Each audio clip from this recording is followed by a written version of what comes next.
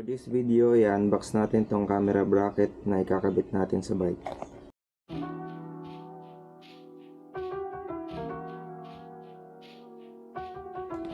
Nabili ko pala to sa Shopee at nakalagay dito motorcycle camera bracket siya. Actually pang motor talaga siya, pero meron naman kasi siyang dalawang type. Merong side mirror mount. Ito yung kinakabit sa side mirror. At yung isa is yung bracket type. Pinili ko yung bracket type since wala naman akong side mirror sa bike. At yung bracket type kasi yung pwede mong ikabit sa handlebar ng bike. So yun, unbox na natin siya.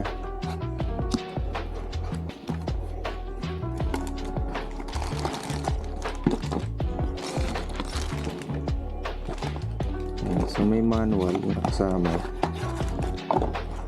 Yan, kung paano siya ikakabit. Pero hindi na natin kailangan yan.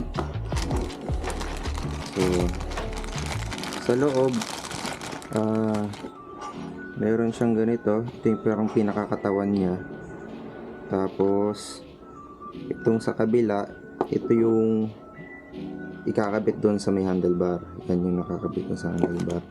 Tapos naiikot siya dito para mayroon siyang bilog. Yan, dalawa. Tapos dito siya hihigpitan. Yan. Dito naman nakakabit yung camera mo. So, ayan, meron siyang deroskas dyan.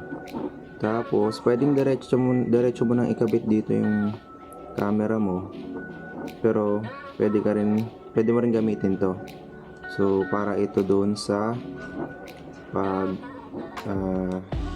gusto mong naiikot-ikot pa. Pero kung gusto mong nakafix lang, dito mo na lang siya diretso. May goma rin naman ito dito para hindi siya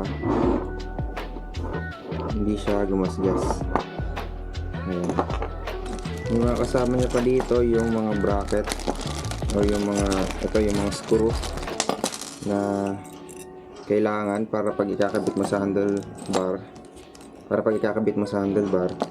Meron ito ito yung medyo malaking type. Siguro kung medyo mataba yung handlebar ng bike mo or kung saan mo siya ikakabit. Kung medyo masikip, itong malaking gagamitin mo. Kung gusto mo namang medyo maliit, itong maliit yung gagamitin mo. Ayan. So may kasama siyang tools. Tapos yung mga screw na kailangan. So ikakabit na natin siya sa bike.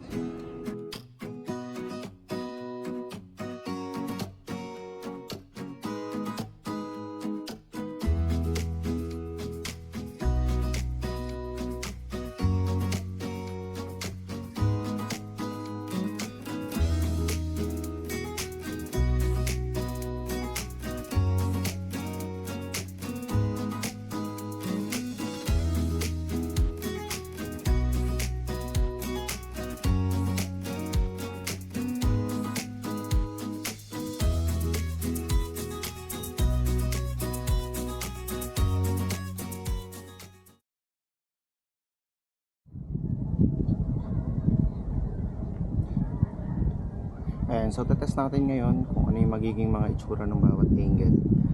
Try natin iba't ibang angle.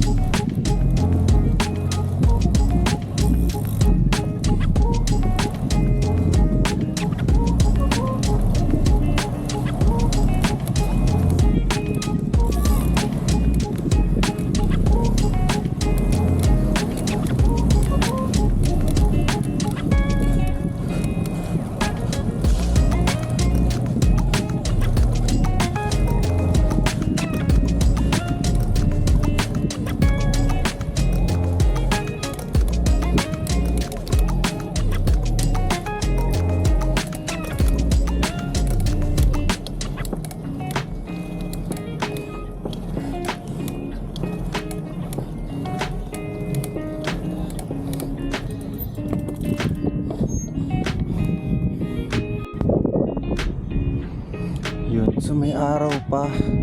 Pero okay na rin, hindi natin ganun kainit. Medyo hindi ko pala nahigpitan yung ditong part. Ayun, no, kaya gumagalaw-galaw siya. At sakto lang pala yung pagkakagawa ko dito na itinaas ko to. Ayan. So para may choice ako kung gusto ko siyang kung anong gusto kong angle. So kung pwede ko siyang ilagay sa paharap, pwedeng sa gilid, tsaka sa likod. Yung sa likod medyo mahirap lang kasi pag sasakay ka na ng bike, tatama sa'yo. Ayun, uga-uga siya. Kaya hindi ko rin ma-extend yung yung gamit ko na selfie stick. Ito, yung invisible stick ng Insta360. Kasi kapag medyo in-extend ko na siya, medyo mabigat na siya. Kaya doon nag-trigger na lumuwag to. Hindi siya naging stable kanina. Pero so far so good naman siya. Sana lang matibay ito kasi plastic lang to eh. Parang matigas na plastic lang yung ginamit sa kanyang material. So mga kapedal, dito ako natatapusin yung ride. See you next ride. Ride safe.